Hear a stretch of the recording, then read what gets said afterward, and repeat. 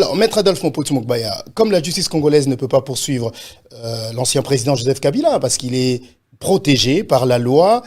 est-ce qu'il pourrait faire l'objet des poursuites au niveau de la CPI, par exemple?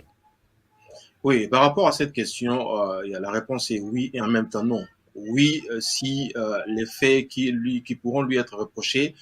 constituent des faits relevant de la compétence de la Cour pénale internationale, c'est-à-dire que pour que l'ancien président de la République, Joseph Kabila, soit poursuivi au niveau international par la Cour pénale internationale, il faut qu'il ait commis les infractions énumérées à l'article 5 du statut de la Cour pénale internationale, à savoir le crime de génocide, le crime contre l'humanité, le crime de paix ou le crime d'agression. Et donc, si il ne lui est rien reproché par rapport à ces infractions que je viens d'énumérer si haut, il n'est pas possible à la Cour pénale internationale de le poursuivre parce que la Cour pénale internationale n'est pas compétente pour poursuivre des faits qui relèvent des crimes économiques. Donc, la compétence de la Cour pénale internationale est limitée à des infractions internationales bien déterminées. Il est donc non seulement impossible de poursuivre l'ancien président Joseph Kabila au niveau national, mais considérant les faits qui sont révélés, qui sont des faits de détournement ou des crimes économiques, cela ne relève pas de la compétence de la Cour pénale internationale. Pour que Joseph Kabila soit poursuivi au niveau de la Cour pénale internationale, il doit s'agir de crimes contre l'humanité, de crimes d'agression, de crimes de paix ou de crimes de guerre. Et donc, sans cela, je pense que malgré ces révélations, il va continuer à dormir sous l'oreiller. Puisque la justice congolaise, donc puisque ni la justice congolaise ni la CPI ne peuvent poursuivre, n'y aurait-il plus aucune brèche de possibilité que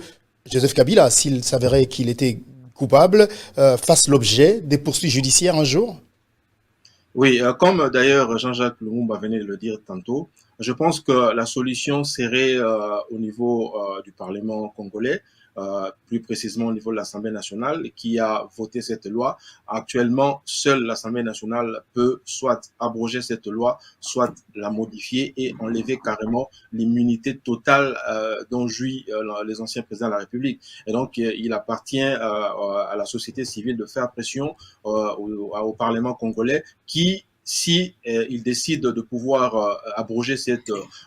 loi, pourrait donner l'occasion à la justice congolaise de se saisir de ces révélations, de ces faits, en vue de poursuivre éventuellement l'ancien président dans l'hypothèse où il serait impliqué. Alors, votre livre, c'est Responsabilité pénale des anciens présidents en RD Congo, entre protection nationale, c'est ce qu'on vient de voir, entre protection nationale et vulnérabilité internationale. Où, dans ce cas précis, se trouverait la vulnérabilité internationale d'un ancien président de la RDC?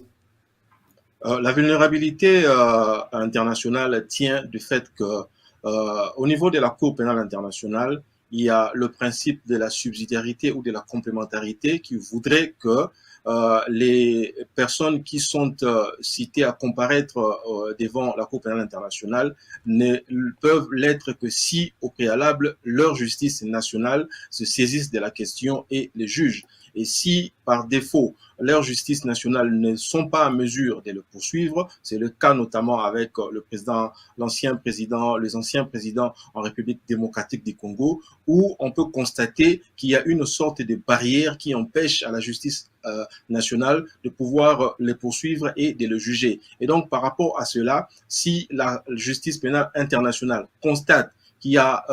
l'État national dont est ressortissant la personne qui doit être poursuivie, protège d'une façon ou d'une autre ou n'est pas en mesure de juger la personne, en ce moment, la Cour pénale internationale devient compétente et d'où il est vulnérable par le fait que la justice nationale ne pouvant pas le juger, il est à la merci de la justice pénale internationale à la seule condition qu'il ait commis les infractions qui relèvent de la compétence de la Cour pénale internationale. C'est en cela que je parle de la vulnérabilité internationale, parce qu'on peut beau échapper à la justice nationale, mais il est quand même compliqué si on entre dans le cadre des infractions dont relève la Cour pénale internationale d'échapper justement à la compétence de cette juridiction.